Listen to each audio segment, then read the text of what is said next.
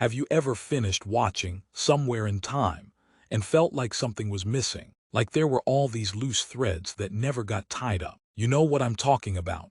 That mysterious pocket watch that seems to appear out of nowhere. Or why some of the characters do things that don't really make sense. Well, here's something most people don't know about this beloved movie. It's actually based on a book called Bedtime Return by Richard Matheson. And get this, the same guy who wrote the book also wrote the screenplay for the movie. But here's the really interesting part. The book answers pretty much every single question the movie leaves hanging. Today we're going to dig into the original story and see how it clears up all those mysteries. We'll look at the big differences between the book and the film. And trust me, some of these changes will completely surprise you. By the time we're done here, you'll understand this story in a totally different way. You'll finally get answers to all those questions that have been bugging you since you first watched the movie. So let's jump right in and explore what Richard Matheson originally had in mind. Let's start with something pretty basic, where the story actually takes place. In the movie,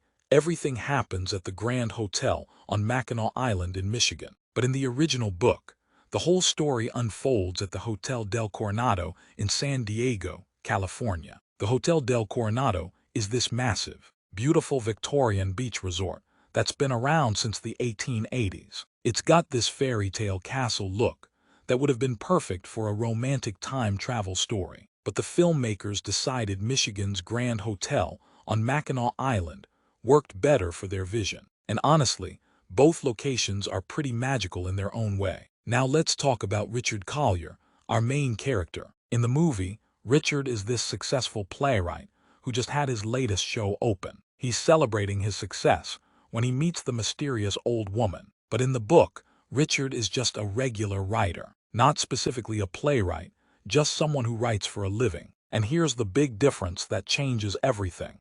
Richard has a terminal brain tumor. He's been told he has maybe 4 to 6 months left to live. Can you imagine how that changes the whole story? This guy isn't just looking for love or adventure. He's literally facing death and desperately searching for meaning in his final months. That adds this whole layer of urgency and desperation that the movie doesn't have. The book also describes Richard as this tall, handsome 36-year-old guy who looks exactly like, not Christopher Reeve, but Paul Newman. That's quite the mental image to work with. Now when it comes to Elise McKenna, her character stays pretty much the same in both versions. She's still this incredibly beautiful, talented actress from 1897 instead of the movie's 1912. The main difference is that the book makes it crystal clear just how wealthy she is. We're talking seriously rich here. She's not just some struggling actress.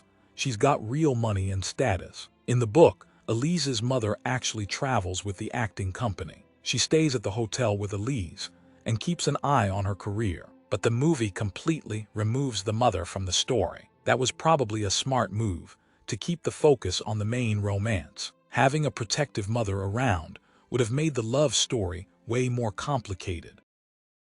Now let's talk about William Fawcett Robinson. This character goes through a huge transformation between book and movie. In the original book, Robinson is this rough, working-class guy who smokes cigars constantly. He's got this blue-collar background and speaks pretty simply. But Christopher Plummer's movie version is the complete opposite. He's sophisticated, well-educated, and comes across as this refined upper-class gentleman. And honestly, I think the movie made the right call with this change. Plummer's Robinson is so much more interesting as this cultured but controlling manager. He becomes this complex character who genuinely believes he's protecting Elise's career. In both versions, Robinson is completely obsessed with Elise's success, but the movie does a better job showing that his obsession comes from wanting to create the greatest actress of all time. It's not just some creepy romantic thing.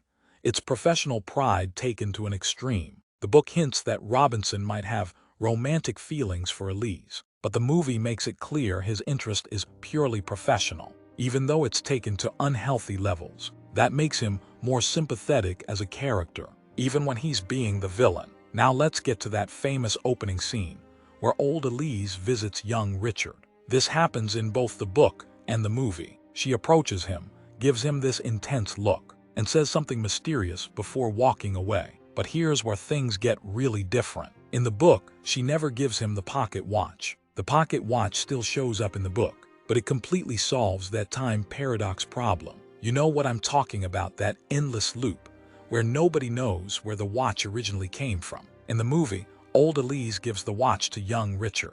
Then Richard takes it back in time to Elise. Elise keeps it her whole life until she's old and once again gives it back to young Richard. It's this impossible loop with no beginning. But the book fixes this completely. In the book version, Elise gives the watch to Richard as a gift during their time together in 1897. It's just a normal gift from girlfriend to boyfriend. Problem solved. No more impossible time paradox. The book also gets way deeper into Richard's moral struggle about the whole time travel thing. After he researches what happened to Elise after their encounter in 1896, he discovers her life became pretty sad. She never found love again and seemed to live with this deep sadness. So Richard starts questioning himself.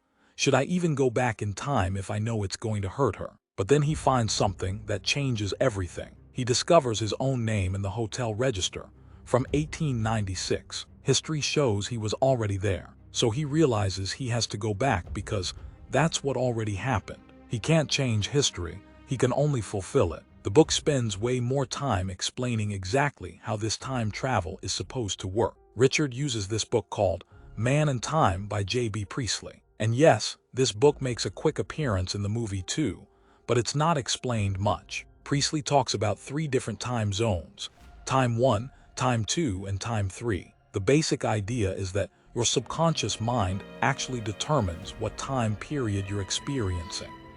So Richard's method is to completely convince his subconscious that he's living in 1897, not 1971. He has to remove every single trace of modern life from his awareness. Pretty wild concept when you think about it. And apparently, some people claim this kind of time slip actually happens in real life. There are documented stories of 2 women in Europe who claim they accidentally slipped back in time while visiting a historic location. Another case involves 2 women at Gettysburg who said they briefly witnessed a Civil War battlefield hospital scene in the 1980s or 90s. Whether you believe these stories or not, it's interesting that the concept exists outside of fiction. The movie handles the time travel explanation differently, but just as well. That scene where Richard visits his old college professor is one of my favorite parts of the whole film. Dr. Finney. You'll have to walk with me, young man. I have another class. What's your name? Collier, sir. Richard Collier. Student? Yes, I was 9 years ago. What can I do for you? I have a question for you, sir. Shoot. Is time travel possible? I was in Venice, 1971, staying in a very old hotel. But I mean very old.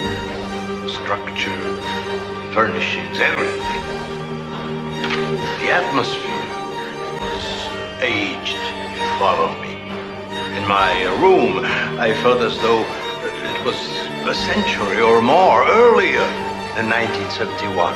You understand? Sir. So, in other words, then the location is very important. Not all important, but essential. And my mind suggests to it that it isn't 1971, but 1570. Closed my eyes and fed a suggestion into my brain. It's August 1571. I am in the Hotel del Vecchio, and I spelled out the details for myself and did it over and over and again and again and again. And? Well, I'll never really know, Richard. I've never done it since. And I'm not sure I'd want to do it again. If it really did happen, I was only there a fraction of an instant, remember? A flicker. Yes, sir, I understand that, but you were there. I thought so. The professor explains the process so clearly and matter-of-factly. It really helps the audience understand what Richard needs to do, without getting too bogged down in theory. In the book, Richard experiences what you might call time travel sickness. He gets these dizzy spells and disorienting moments that threaten to pull him back to 1971. It's kind of like what happens in the Philadelphia experiment. Get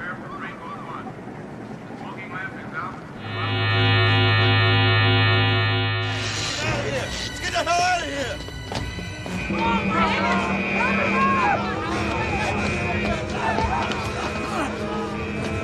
Come on, get up!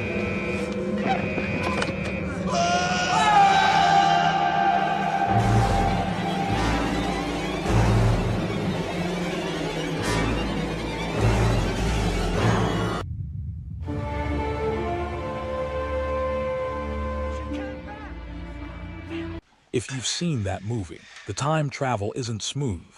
It's this constant struggle to stay in the right time period. When Richard finally makes it back to 1896, the book has him locked in his hotel room. He actually has to break out of his own room to get to the hotel lobby. The movie skips this whole sequence and goes straight to the funnier scene of Richard trying to blend in with 1896 society. You know, that great sequence where he's trying to figure out how to act like someone from the 1890s. Both versions have Richard and Elise first meeting on the beach. In the movie, she sees him and says, "Is it you?" And he responds, "Yes." Then Robinson shows up and interrupts the whole thing.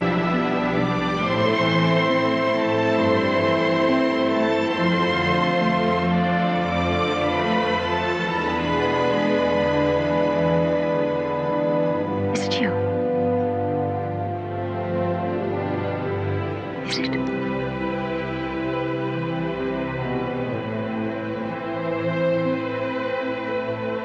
Yes. The movie pretty much leaves the explanation there and moves on. But the book reveals that Elise was completely expecting to meet someone under these exact circumstances. She was told by fortune tellers that she'd encounter a mysterious man on the beach in November. That's when she was performing at the hotel.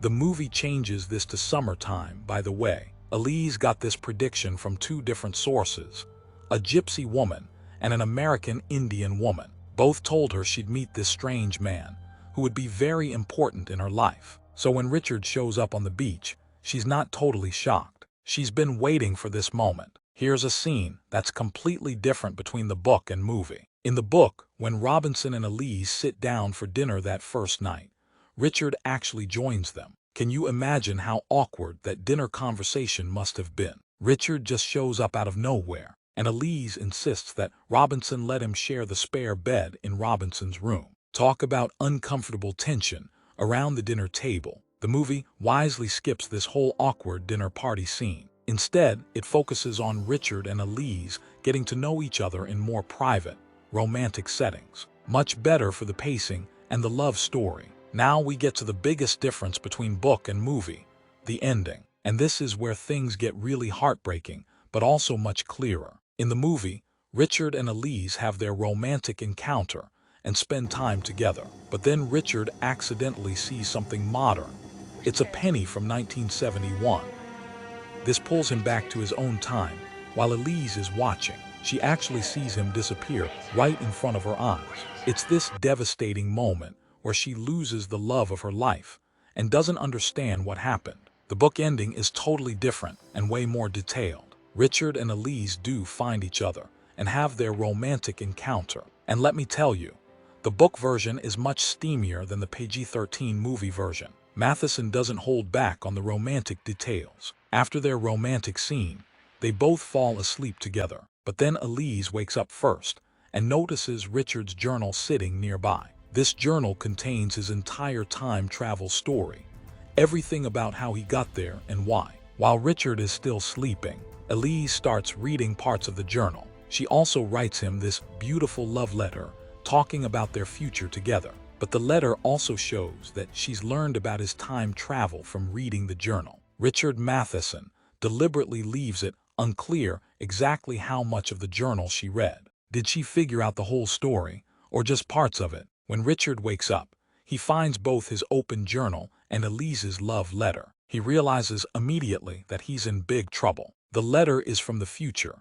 It talks about their plans and uses knowledge that could only come from his journal. He knows he has to destroy this letter to cut all ties to the future. So he decides to sneak out while Elise is sleeping and burn the letter on the beach. He thinks he'll only be gone for a few minutes and then come back to her. But as he's walking to the beach in the early morning, Robinson jumps him. Apparently Robinson been watching their room and knew something was up. They get into this physical fight on the beach, and Richard actually wins. But during the struggle, something falls out of Richard's jacket. When Richard automatically looks down to see what it is, boom, he gets pulled back to 1971. He never gets to see Elise again or explain what happened. The movie shows that after Richard disappears, Elise never acts on stage again. She basically stays at the Grand Hotel for the rest of her life, deeply depressed and alone. The movie also mentions that Elise became obsessed with studying time travel and physics books. But here's the question that always bothered me about the movie. How would Elise figure out that Richard was a time traveler from the future just from seeing him disappear? That's a pretty big leap, right? The book answers this question perfectly. In the book version, Richard told 3 different people that he was a time traveler. He told the 2 guys who tied him up when he first arrived in 1896, and he told Robinson during their fight on the beach. So after Richard disappeared, Elise could talk to these 3 people. Combined with whatever she read in Richard's journal, she could piece together the whole truth. That's how she knew to find young Richard Collier decades later and set the whole time loop in motion. She understood she had to give him the photograph and inspire him to come back in time to meet her. The book also reveals that while Elise remained heartbroken and never married after Richard left, she didn't completely give up on life. She kept acting